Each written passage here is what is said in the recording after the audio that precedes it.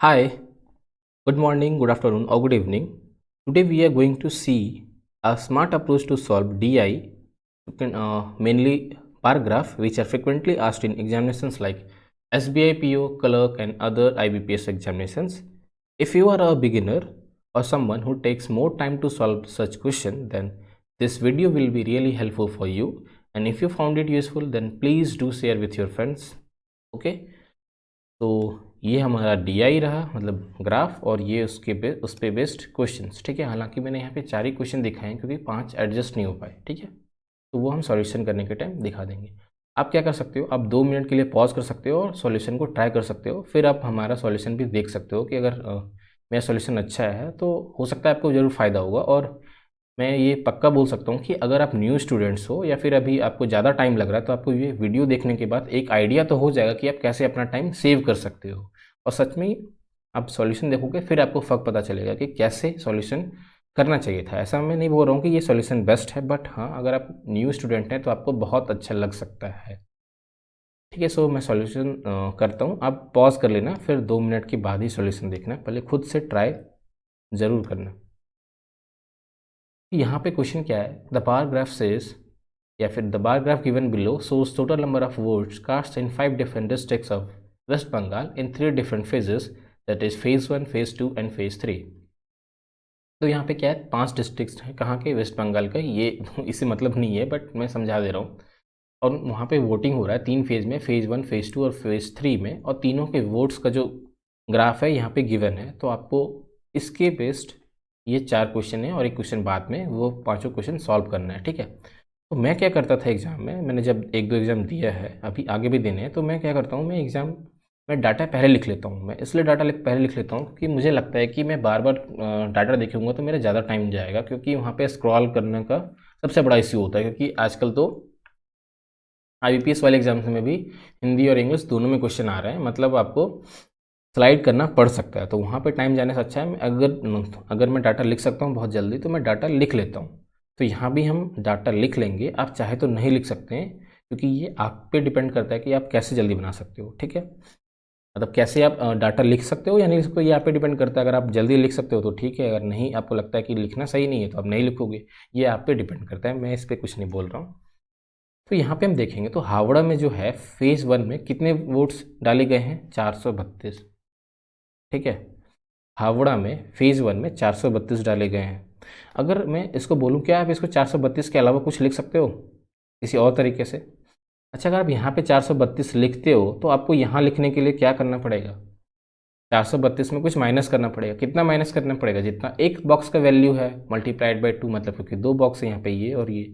अच्छा, एक बॉक्स का वैल्यू यहाँ पे कितना आएगा, इस क्वेश्चन में आप देखोगे ना, तो ये 10-20 का गैप पे नहीं है, या 100-200 नहीं है, 20-40 नहीं है।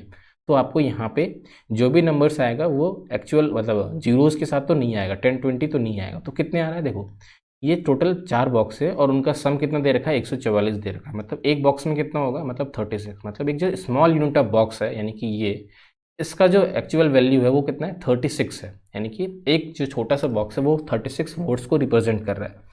इसका मतलब क्या है कि ये तो 432 आप तुरंत बोल दोगे, लेकिन आपको जब हम इसका पूछेंगे तो ये आप क्या बोलोगे, इसकी सर ये 432 माइनस में 72 है, या फिर 288 प्लस में 72 है। बट क्या इसको करने में आपको टाइम नहीं लगेगा, थोड़ा तो टाइम लगेगा। और ऐसे देखो, यहाँ पे ही सिर्फ नहीं है, यहाँ पे भी है, यहाँ पे है, यहाँ पे है, यहाँ पे है। और ऐसा तो है नहीं कि 10-5 करना कि आप तुरंत कर लोगे, थोड़ा तो टाइम जाएगा इसमें। तो इसका स्मार्ट अप्रोच क्या हो सकता है, मतलब आप इसको कैसे लिख सकते हो? अगर आप ध्यान से देखोगे तो ये क्या है, ये 400, मतलब मैं स्टार्टिंग से बताता हूँ। जो हावड़ा का फेज़ 1 में, उसमें कितने वोट्स पड़े हैं, 432। क्या हम इसको ऐसा लिख सकते हैं, नंबर ऑफ बॉक्स कितने हैं, देखो यहाँ तक नंबर ऑफ बॉक्स हैं 4, 8, 12, 16 और ये 20। ठीक है, तो यहाँ तक नंबर ऑफ बॉक्स कितने हैं, 12। मतलब हम इसको लिख सकते हैं 12 इंटू 36। क्यों, क्योंकि एक स्मॉल बॉक्स कितना वोट्स को रिप्रेजेंट कर रहा है, 36 वोट्स को। और यहाँ पे टोटल कितने हैं, 12 स्मॉल बॉक्सेस दिख रहे हैं या फिर रो दिख रहा है। तो हम बोल सकते हैं कि ये 12 इंटू 36 है। तो हम इसको क्या बोल सकते हैं, इसको हम बोल सकते हैं कि ये जो सेकेंड फेज़ में है, हावड़ा का ये फर्स्ट फेज़ था, और ये जो हावड़ा का सेकेंड फेज़ है, इसमें टोटल कितने वोट्स डाले गए हैं, इसको हम बोल सकते हैं ना 10 इंटू 36। क्यों ऐसा? क्योंकि एक जो छोटा सा बॉक्स है वो 36 वोट को रिप्रेजेंट कर रहा है और टोटल कितने बॉक्स हैं यहाँ तक? 10 बॉक्स, 8 बॉक्स यहाँ तक हो गया, 9 और 10, इसलिए 10 हो गया। उसी तरह हम इसको भी रिप्रेजेंट कर सकते हैं। क्या रिप्रेजेंट कर सकते हैं इसको? 8 इंटू 36 से। अच्छा, तो आपको एक चीज़ हर जगह कॉमन दिख रहा है, वो क्या है? वो है 36। मतलब आप अगर आप डाटा लिखोगे या फिर जब भी आपको रेशियो कैलकुलेट करना है तो आपको ये जो 36 है ना, आप इसको इग्नोर भी कर सकते हो अगर दोनों टर्म में 36 है तो। जब भी आपको एक्चुअल नंबर्स में निकालना है तो आप 36 मल्टीप्लाई कर दोगे।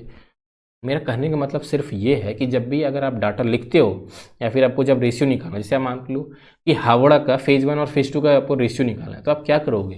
फेज़ 1 का 432 है, फेज़ 2 का कितना होगा? 360 होगा। लेकिन ये 360 आप डायरेक्ट तो नहीं लिखोगे ना, आप क्या करोगे? आप देखोगे कि ये 288 है, इसमें आप प्लस करोगे 72, तब आएगा आपके पास 360। लेकिन क्या ये प्लस करना ईजी है? मतलब बहुत ईजी है। अगर आप इसको थोड़ा सा दिमाग लगाओगे ना तब इसको और ही जल्दी कर सकते हो। कैसे?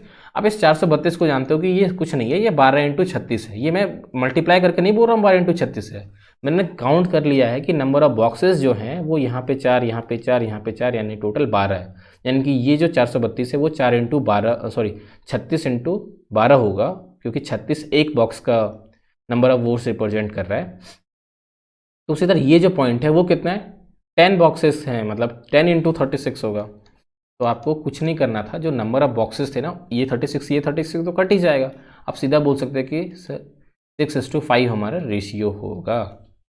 तो आपको बहुत जल्दी कैलकुलेशन करना, मतलब जैसे यहाँ पे 360 आ गया था तो ठीक है, मान लो अगर 360 की जगह 366 आ जाता तब तो आपको कैलकुलेट करना पड़ता ना। लेकिन आप यहाँ पे क्या करोगे? सीधा सीधा दिख रहा है कि ये तो कट ही जाएगा, ये तो छोटा सा नंबर है 12 और 10, इसको तो आप माइंड में भी कैलकुलेट कर सकते हो।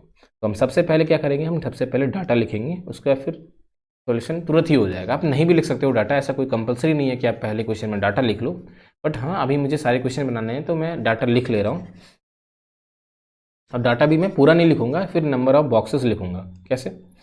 देखिए यहाँ पे टोटल कितने बॉक्स हैं? ये 12, 10, 8, करेक्ट। 12, 10, 8। फिर यहाँ पे आते हैं, ये कितना है? 6, 16, 15। नंबर ऑफ बॉक्सेस लिख रहा हूँ, याद रहे। अगर आपको एक्चुअल डाटा लिखना है तो आपको क्या करना पड़ेगा? मल्टीप्लाइड बाय 36 करना पड़ेगा। अगर आपको एक्चुअल डाटा निकालना है तो लिखने का तो काम है ही नहीं एक्चुअल डाटा। क्यों लिखोगे आप? 3 डिजिट का नंबर लिखोगे तो आपको ज़्यादा टाइम लगेगा, और यहाँ पे 1 डिजिट 2 डिजिट में लिखोगे तुरंत ही लिख पाओगे, कैलकुलेशन भी जल्दी हो पाएगा। सॉरी, 6, 16, 15 था ना, ये 16 है, ये 15 है। उसके बाद यहाँ पे कितना है? 13, 22 एंड 11। ठीक है, 13, 22 है यहाँ पे, ये 11 है। उसके बाद कितना है? 27 और 16। ये रहा 20, देख सकते हो यहाँ 20 है, ये हो गया 7। कैसे किया? 7, 8 बॉक्स यहाँ तक है ना, उससे एक माइनस कर दो, 27, 16।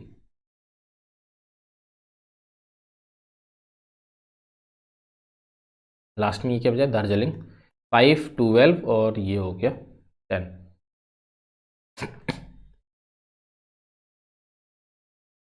अब देख सकते हैं कि आपके पास डाटा तो आ चुका है। अब क्या करना है? मान लो अगर आपसे कहीं रेशियो पूछा है तो आपको कुछ नहीं करना है, आप तुरंत ही ये जो डाटा गिवन है नंबर ऑफ बॉक्सेस का रेशियो निकाल दोगे तो काम आपका बन जाएगा। जैसे मैं अगर बोलता हूँ कि मैं आपको मुझे रेशियो बताओ हावड़ा के फेज फर्स्ट का, किसका? हावड़ा के फेज फर्स्ट का विथ दार्जिलिंग के फेज सेकंड का।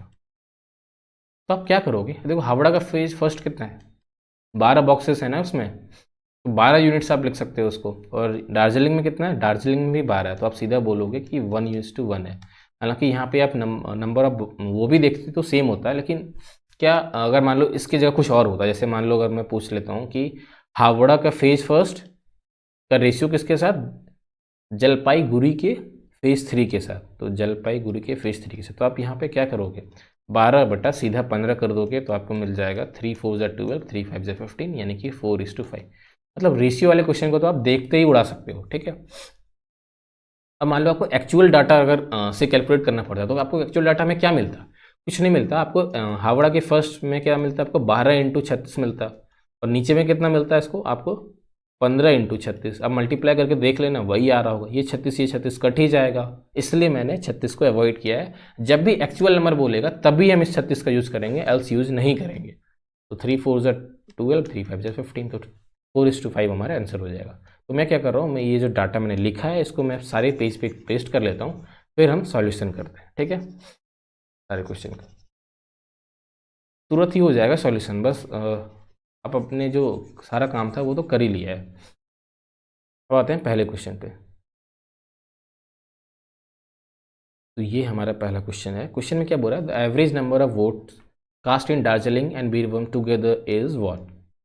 तो नंबर ऑफ वोट्स काउंट करना है ना, कहाँ पे, दार्जिलिंग और बीरभूम। दार्जिलिंग में कितना है, 12 5 17 और 10 27 हो गया, और बीरभूम में कितना है, 20 7 27 और 16 यानी कि 43। इन दोनों का अगर हम सम कर लेंगे तो कितना हो जाएगा, 70 यूनिट्स आ जाएगा। अच्छा, एवरेज पूछा है तो नीचे में 2। अच्छा, ये हमारा हो जाएगा 35 यूनिट्स, ठीक है। अब सॉरी 35 यूनिट्स हमारा एवरेज है, लेकिन एक यूनिट का वैल्यू कितना था, 36 था। हमसे एक्चुअल नंबर पूछ रहा है ना, तो हमें एक्चुअल नंबर में आंसर निकालना पड़ेगा। मतलब यहाँ पे हमें 35 मल्टीप्लाइड बाय 36 करना पड़ेगा। तो 35 मल्टीप्लाइड बाय 36। अब इसको तुरंत ही कर सकते हो ना। अगर आपसे तुरंत नहीं हो रहा है तो मैं इसका 2 3 तरीका बता रहा हूँ कैसे आप कर सकते हो तुरंत। कैसे करोगे आप, एक काम करो, इस 36 को आप लिख दो 18 इंटू 2, और यहाँ पे जो 35 है ना इसको ये 2 दे दो, मतलब मल्टीप्लाई कर दो। तो 35 इंटू 2 करेंगे तो क्या हो जाएगा, 70 इंटू 18। सीधी बात, 70 इंटू 18 करोगे तो 18 7 126 होता है, तो 1260 आ जाएगा। और यहाँ पे भी आप डायरेक्ट अगर 35 मल्टीप्लाई करते, सॉरी 36, क्योंकि एक यूनिट का 36 वैल्यू है। मैं ऐसा क्यों बोल रहा हूँ, क्योंकि एक जो स्मॉल बॉक्स है ना वो 36 वोट्स को रिप्रेजेंट कर रहा है, इसलिए यहाँ से काट लेते तो ये भी डायरेक्ट हो सकता था। इसका दूसरा तरीका क्या था कि आपको 36 इंटू 35 करना है ना। अब इसको 35 प्लस 1, अब इसको माइंड में करना है। अब मतलब माइंड में करना है इसको। अब सीधा आपको जब माइंड में ये दिख गया, इसका मतलब क्या है कि ये 35 का स्क्वायर प्लस 35 है। तो 35 का स्क्वायर क्या होता है, अब देखो कोई भी नंबर जो 5 में एंड कर रहा है उसका स्क्वायर ईजी होता है। कैसे, जैसे 35 का स्क्वायर है तो आपको कुछ नहीं करना है, 5 के बदले 2 जीरो, मतलब दो डिजिट में 25 लिख देना है पीछे, 5 का स्क्वायर 25। अब ये जो 3 है ना, 3 को एक और इंक्रीज करो तो क्या हो जाएगा 4, इन दोनों को मल्टीप्लाई करके यहाँ लिख दो तो 1225 हो गया। इसमें कितना ऐड करना है, 35 ऐड करना है, तो क्या हो जाएगा 1260 हो जाएगा हमारा आंसर। तो यहाँ से भी 1260 आ जाएगा। क्या क्या मैंने बताया, देखो मैं फिर से समझा देता हूँ।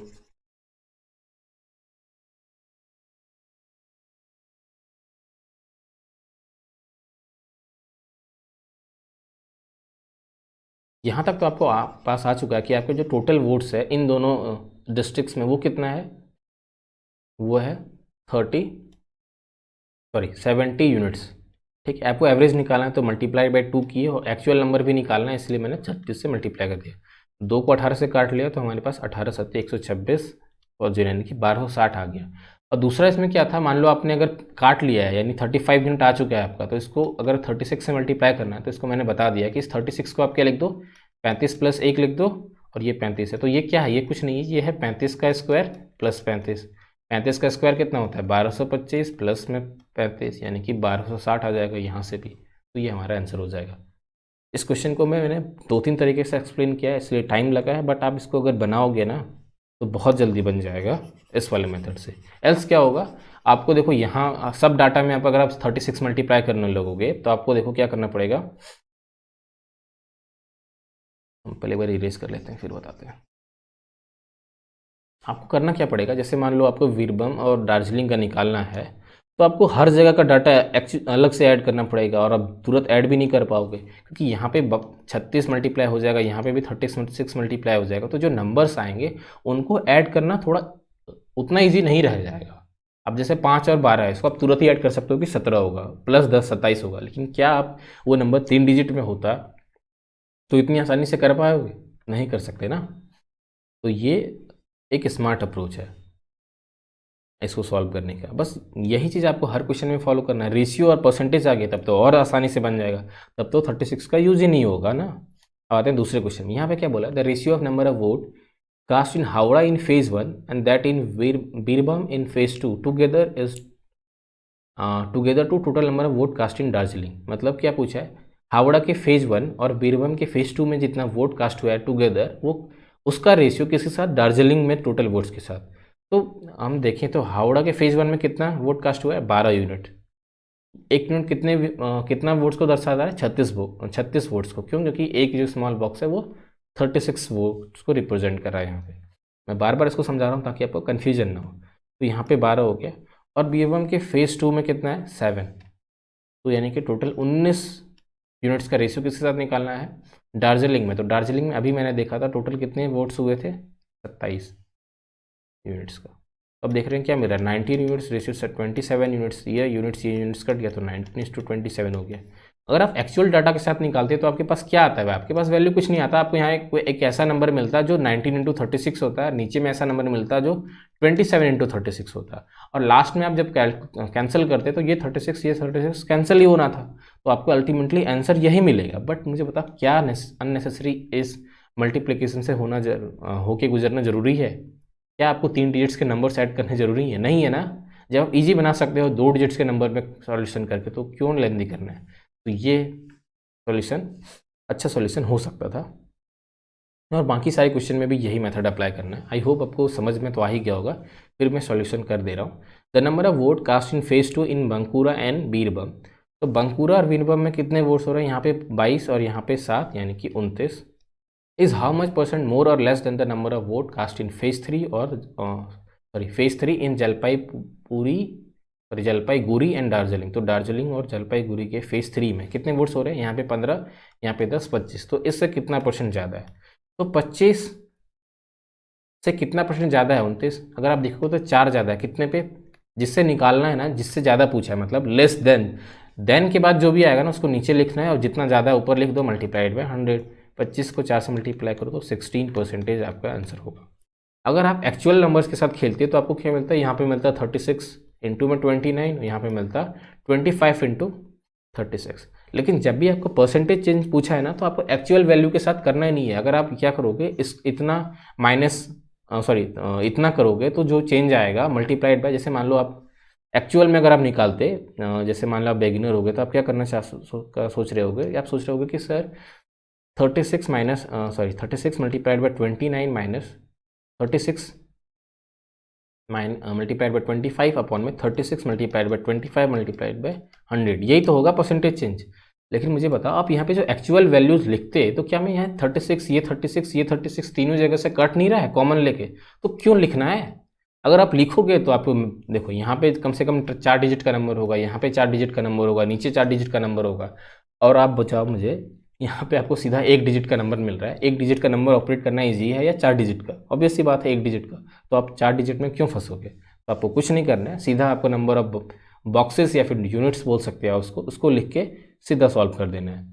तो यहाँ पे टोटल कितने यूनिट्स आया था, 22 और 7 29, और यहाँ पे 25। तो 29 जो है वो 25 से कितना % ज़्यादा है, 4 ज़्यादा है कितने पे, 25 पे, यानी कि 16%। तो 16% इसका आंसर हो जाएगा। अब इस क्वेश्चन में क्या बोला, if the total number of vote casted in district Hooghly is 50% more than Jalpaiguri and the number of vote casted in phase 1 and phase 2 in Hooghly is 600 and 495 respectively, then find the number of vote casted in phase 3 of Hooghly. तो यहाँ पे बोला गया है जो एक छठा state है हुगली, वहाँ पे number of vote total votes जो है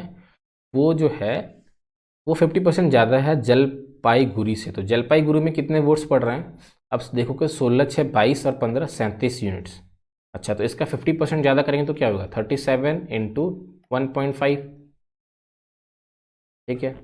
या फिर आप इसका 50% लिख के ऐड भी कर सकते हो, बट मैं नहीं कर रहा हूँ, अभी आपको समझ में आएगा कि क्यों कर रहा हूँ। और इसमें बोला है कि पहले में जो है वो 600 वोट पड़ रहा है, दूसरे में 495 पड़ रहा है, तो तीसरे में बताओ। मतलब पहला, दूसरा और तीसरा को ऐड करेंगे तो हमें टोटल नंबर ऑफ वोट्स मिलने चाहिए। तो टोटल नंबर ऑफ वोट्स कितने, 37 मल्टीप्लाइड बाय 1.5 यूनिट्स। अच्छा, इस यूनिट से हमको एक्चुअल नंबर में अब आंसर चाहिए ना। अब देखो, आप चाहे तो इसको आप बदल सकते हो यूनिट्स में, इसको भी बदल सकते हो यूनिट्स में, बट जब इसको यूनिट्स में बदलोगे तो अब क्या करोगे, 495 बदल 36, मतलब एक्चुअल में वही कर रहे हो जो, जैसे यहाँ पे 12 लिखा है ना, इसी फॉर्म में अगर आप इसको लिखना चाहते हो आपको 36 से भागा करना पड़ेगा, मतलब डिवाइड करना पड़ेगा। और जब 495 को आप 36 से भाग करोगे तो वो थोड़ा सा लेंदी हो जाएगा। क्यों जाना है नेसेसरी में, आप इजी ऐसे बना सकते हो। आपको कुछ नहीं करना है, 36 से मल्टीप्लाई कर देना। अभी मैंने बताया था ना, 2 नंबर आमने सामने हैं तो कैसे मल्टीप्लाई कर सकते हैं। आपको 36 को 37 से मल्टीप्लाई करना है, तो आप इसको लिख सकते हो 36 + 1 37 को, अच्छा, मतलब ये बेसिकली क्या है, ये है 36 का स्क्वायर प्लस 36 साथ में 1.5 से साथ मल्टीप्लाई। तो 36 का स्क्वायर कितना होता है, 1296 प्लस 36 मल्टीप्लाइड बाय 1.5।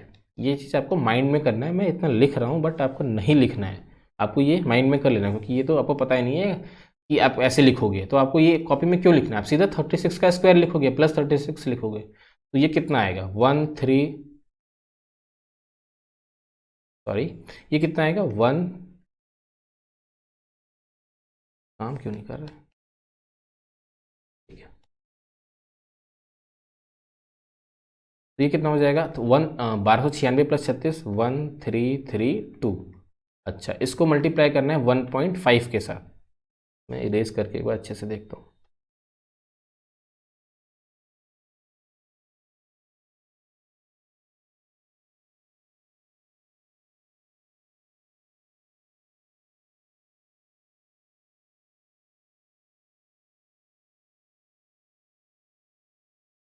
सारा कुछ मिट गया, कोई बात नहीं, फिर से लिख लेते हैं, ठीक है।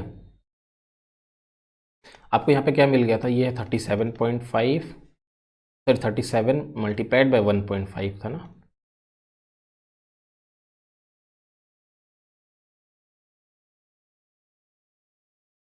ये 1.5 और यहाँ पे 600 और ये 495, इसको हमने मल्टीप्लाई कर दिया था 36 इंटू 37 मल्टीप्लाइड बाय 1.5। तो इसको मैंने मल्टीप्लाई किया तो क्या आया था 1296 प्लस में 36 मल्टीप्लाइड बाय 1.5। अगर इसको आप सॉल्व मतलब ऐड करोगे तो क्या आएगा 1332। अब इसको 1.5 से मल्टीप्लाई करना है तो आप क्या कर सकते हो, सीधा इसका 50% ऐड कर दो, इसका आधा। तो इसका आधा करेंगे तो क्या होगा 6 6 6, इसको ऐड करोगे तो 1998। मतलब टोटल जो यहाँ पे आ रहा है वो कितना आ रहा है 1998।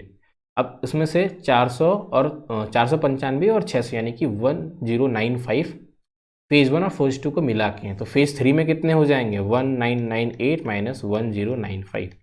अब देख सकते हो 903 आ गया, तो इसका 903 आंसर हो जाएगा, ठीक है। अब यहाँ पे देख सकते हैं ना कितने जल्दी कर लिए। अगर आप कैलकुलेट करना चाहते हैं तो ज़्यादा टाइम लग जाता, मतलब एक्चुअल मल्टीप्लाई करते हो। अब आते हैं 5th क्वेश्चन पे। यहाँ पे क्या बोला, the number of vote cast in phase 2 in Howrah. तो हावड़ा में फेज़ 2 में कितने हैं 10, जलपाईगुड़ी एंड दार्जिलिंग, जलपाईगुड़ी में 16, दार्जिलिंग में 12, तो ये कितना हो गया 38। Is what percent is approximately how much percent of the total number of vote casted in Birbhum. तो बीरभूम में कितने वोट्स हैं 27 और 16 43। मतलब ये तो 38 है, 38 यूनिट वो 43 यूनिट्स का कितना वैल्यू है। अगर एक्चुअल वैल्यू लिखते ना तो आपको क्या मिलता है, यहाँ पे 38 इंटू 36 मिलता है और यहाँ पे 43 इंटू 36 मिलता है। ये दोनों कट जाएगा तो आपको जो रेशियो मिलेगा वो 38 अपॉन में 43 मिलेगा। और जब भी आपको परसेंटेज चेंज निकालना हो तो आपको सिर्फ और सिर्फ रेशियो का ज़रूरत है, आपको एक्चुअल वैल्यूज़ का ज़रूरत नहीं है। तो आप मुझे बताओ इसको कैसे सॉल्व करोगे। तो मुझे तो देखते ही लग रहा है कि ये 88 पॉइंट समथिंग होगा। कैसे लग रहा है, आपको भी लगना चाहिए। कैसे लगेगा, देखो ये 43 माइनस, इसको लिख सकते हो 5 अपॉन में 43, क्योंकि अगर हम 43 में 5 माइनस करेंगे तो 38 मिलेगा। और ये है, अच्छा अगर परसेंटेज लिखना है तो ये मल्टीप्लाइड बाय 100 भी होगा, यानी कि 43 by 43 multiplied by 100 minus 5 by 43 में 100। बेसिकली मैंने क्या माइंड में किया कि मैंने देख लिया कि ये इससे कितना परसेंट कम है, तो मुझे लगा कि ये 12% कम है। अभी मैं बताऊंगा क्यों है, 12 पॉइंट के आसपास कम है। तो 100 माइनस 12 करेंगे तो कितना होगा 88% के अप्रॉक्सीमेटली आएगा। तो यहाँ पे हम कट लें तो ये हो गया 100% माइनस में। अच्छा मुझे बताओ ये 5/43 है, लेकिन क्या अगर ये 5/40 होता तो हम बोल सकते हैं कि 1/8 होता और 1/8 का फ्रैक्शन वैल्यू 12.5 होता। मतलब इस जगह पे आता 12.5 तो हमें मिलता है 87.5। लेकिन यहाँ पे क्या है, यहाँ पे 40 से थोड़ा सा ज़्यादा है। अच्छा मुझे बताओ यहाँ पे जैसे 1/4 है और एक जगह पे 1/2 है, तो इसका वैल्यू क्या होगा, इसका वैल्यू होगा 0.25, इसका वैल्यू होगा 0.5। मतलब डिनोमिनेटर में जितना ज़्यादा होगा वैल्यूज़ उतने कम आएंगे। जैसे यहाँ पे 2 था तो 0.5 आया है, यहाँ पे 4 है तो वैल्यूज़ कम आया है। उसी तरह मुझे बताओ यहाँ पे 40 था तो हमारे पास 12.5 आ रहा है। अगर 40 से ज़्यादा होता तो हमारे पास वैल्यूज़ थोड़ा सा कम आता, मतलब 12.5 से कम आता। तो कम आता तो कितना कम हो सकता था, ये 12 हो जाता या फिर 11 पॉइंट समथिंग हो जाता। उससे ज़्यादा तो कम नहीं होगा, क्योंकि बहुत माइन्यूट सा चेंज है 40 से 43। तो आपको क्या मिल सकता है, या तो 12.5 है तो इससे थोड़ा कम हो जाता, मतलब आपको मिल जाता या तो 12 मिल जाता या फिर 11 पॉइंट समथिंग मिल जाता। अगर मान लो आप 11 पॉइंट समथिंग है तो आपको क्या मिल रहा है, 89 पॉइंट समथिंग या फिर 88 पॉइंट समथिंग, 88 पॉइंट समथिंग मिल रहा है। अगर आपका यहाँ पे 11 पॉइंट समथिंग है तो आपको दिख रहा है कि 88 के करीब जो भी आंसर होगा उसको आप टिक कर सकते हो। हालांकि आप जब इसको 40 भी मान लोगे ना, तो मैं श्योर बोल रहा हूँ कि आपके एग्जाम्स में ऐसे जितने भी ऑप्शंस होंगे ना, उनके बीच में कम से कम 5-7% का गैप होगा। और 5-7% के गैप में तो आप यहाँ देख सकते हो कि अगर ये 40 भी आप इसको ले लोगे तो कितना आएगा, 87.5 आ रहा है। लेकिन वो एक्चुअल में जो वैल्यूज़ होगा वो यहाँ पे जो मैंने लिया 12.5, इससे थोड़ा सा कम होगा। कम क्यों होगा, अभी मैंने बताया, मैंने एज्यूम किया है 5/40। तो 5/40 लेने पे जो वैल्यूज़ आएगा एक्चुअल में, और जो 5/43 पे जो वैल्यूज़ है, ये जो वैल्यूज़ है वो थोड़ा सा कम होगा। क्यों कम होगा, रीज़न भी मैंने बताया यहाँ पे, देखो एक्सप्लेनेशन के साथ, कि 1/4 है तो 0.25 आया, 1/2 है तो 0.5 आया। मतलब डिनोमिनेटर में जितना कम होगा उतना ज़्यादा होगा। यानी कि अगर डिनोमिनेटर में ज़्यादा है तो एक्चुअल में जो पॉइंट में वैल्यूज़ आएंगे वो कम आएगा। तो यहाँ पे थोड़ा सा ज़्यादा है, मतलब ये 12.5 ना हो करके वो क्या रहा होगा, वो 12 पॉइंट समथिंग रहा होगा या फिर 11 पॉइंट समथिंग रहा होगा। और हम 100 माइनस 12 करेंगे या 11 पॉइंट समथिंग करेंगे तो हमें मिलेगा 88 पॉइंट समथिंग। वो परसेंटेज कितना हो जाएगा, 88%। ठीक है। अब इसका दूसरा तरीका भी हो सकता है क्या, बिल्कुल हो सकता है। बहुत सारे तरीके हो सकते हैं, आपको जो माइंड में क्लिक करता है आप उससे बना सकते हो। दूसरा तरीका यहाँ पे ये हो सकता है कि आपको निकालना है ना 38 कितना परसेंट है 43 का। अब देख लो कि 43 का 10% क्या होगा, 4.3, करेक्ट। अगर हम इसका 90% निकालें तो ये 10% है। 43 का 10% 4.3 होगा। तो अगर हम 90% निकालें तो इसमें क्या होगा, 9 से मल्टीप्लाई करना है। तो 9 से मल्टीप्लाई करेंगे तो 9 3 जा 27, 2 9 4 जा 36 और 2 38। मतलब हम 90% निकालते हैं तो 38 से थोड़ा सा ज़्यादा होता है, मतलब 38.7। मतलब जाहिर सी बात है ये जो परसेंटेज है वो 90 से कम होगा। 90 से कितना कम होगा, कैसे निकालेंगे, अब हम देख लेते हैं कि 90 से कितना कम चाहिए। या 0.7 कम चाहिए ना। अगर हम 1% देखें तो 1% कितना होता है यहाँ पे, 1% होगा 4.3। अगर ये 10% है या फिर 100% या फिर 43 का 1% कितना होगा, 0.43। अब यहाँ पे मुझे 0.7 कम करना है तो हम बोलते हैं कि इसका डबल से थोड़ा सा ज़्यादा होगा, मतलब इसका डबल कर लें तो 0.86। अगर हम 0.86 कम कर देंगे तो हमें मिल जाएगा 38 से वैल्यूज़ कम। ठीक है। इसका मतलब हम बोल सकते हैं कि ये जो परसेंटेज जो डिक्रीज हमें करना है 90 में, उसमें 1.5 से थोड़ा सा कम या फिर इसके लगभग में करना है। क्योंकि हम 2 डिक्रीज कर दे रहे हैं तो हमें जो वैल्यूज़ मिल रहा है वो 38 से कम मिल जा रहा है। अच्छा, 38 से कितना कम मिलेगा, देखो यहाँ पे हमें चेंज करना है, -7 करना है। मतलब ये जो वैल्यूज़ था वो 38.7 था, मतलब लेकिन अगर हम 90 की जगह 88% कम करेंगे तो इस वैल्यूज़ में हमें 0.86 माइनस करना होगा, जबकि माइनस इतना ही करना है। मतलब साफ साफ देख सकते हैं कि आपका जो वैल्यूज़ है वो किसके बीच में फ्लक्चुएट करेगा, 88 और 89% के बीच में। तो इन दोनों के बीच में आपको जो परसेंटेज दिख रहा है वहाँ पे आप मार्क कर दोगे। ठीक है। मैं फिर से इसको क्लियर कर दे रहा हूँ कैसे किया मैंने ये।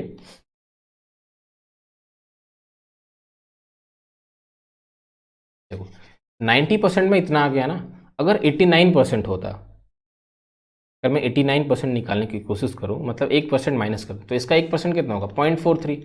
इसमें हम 0.43 माइनस कर दे रहे हैं तो -0.43। तो यहाँ पे कितना आ जाएगा, 10 में 7 गया तो, सॉरी 10 में 3 गया तो 7 6, तो आपको मिल गया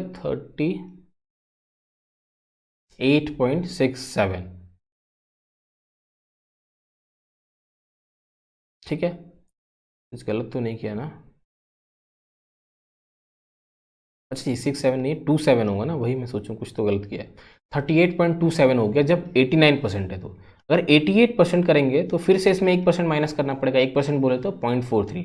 तो 38.27 माइनस में क्या करना है 0.43, तो ये हो जाएगा 7 में 3 गया तो 4, अब यहाँ पे हो जाएगा 12, 12 में 4 गया तो 8, तो 37.84। तो आपका जो वैल्यू है वो 38 क्या है, इन दोनों के बीच में लाई कर रहा है ना, यानी कि वो 89% और 88% के बीच में। तभी मैंने बोला था जो आपका वैल्यू होगा वो 88 पॉइंट समथिंग होगा। तो आप सीधा मार्क कर दोगे 88 पॉइंट समथिंग जो भी होगा। ऐसा नहीं है कि आपको मिल जाएगा 88.1 फिर 88.2, ऐसा पॉसिबल ही नहीं है एग्जाम में। आपकी जो वैल्यूज़ होंगे, जितने भी ऑप्शन होंगे वो काफ़ी दूर दूर होंगे और आप इजिली मार्क कर पाओगे अपना आंसर। ठीक है। तो दैट्स इट, ये आपके 5 क्वेश्चन रहे। आई होप आपको कुछ सीखने को मिला होगा। एंड अगर आपको लगता है कि ये वीडियो आपके लिए यूज़फुल था तो then please share with your friends also. Thank you, have a nice day, bye bye, all the best for your exams.